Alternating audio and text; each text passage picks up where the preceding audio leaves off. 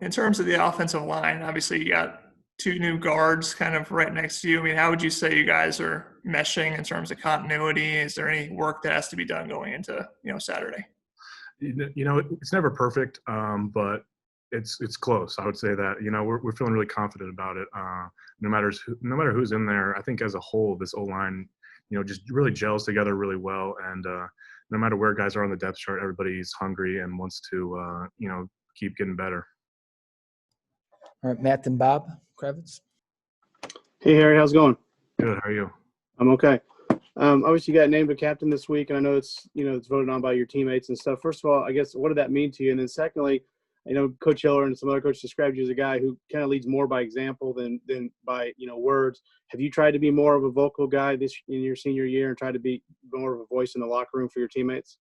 Yeah, I have really, coaches challenged me with that at the end of last season, and I'm happy with how I progressed through it. Obviously, still room for improvement, but being named captain was a huge honor. Probably the highest honor I've gotten so far in my life, and I think that does speak to how I've grown as a leader. Vocally, especially. Because you have to in that role, and it just motivates me even more to keep improving in that area. All right, Bob, and then Kevin. Yeah, hi, Harry. Obviously, you work very closely with Mike Penix. What do you expect from Mike this year? What have you seen, both from last year and coming into this year? And what are we going to see?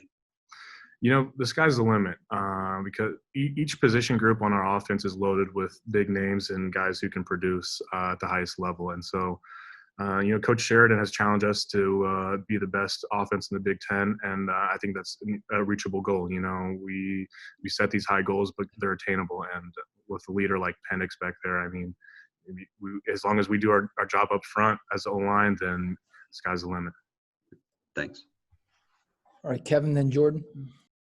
Yeah, Harry, we saw on the depth chart that Mike Kadick is kind of an or with Dylan Powell at left guard. For a redshirt freshman, how has he managed to progress so quickly to put himself in that position? Kadick's a great kid.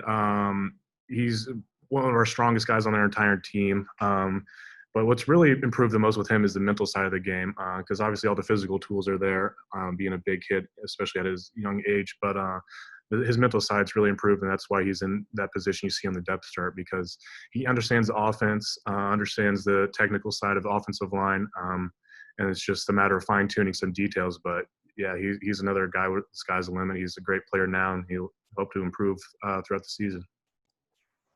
All right, Jordan, then Dylan. Hey, Harry. This has been a whirlwind off season. So I guess going into the season, this game week, with all the craziness and being one of the older guys on that offensive unit, how I guess are you keeping the focus or help maybe not letting the guys maybe get ahead of the moment and focusing on this first game this week? Right.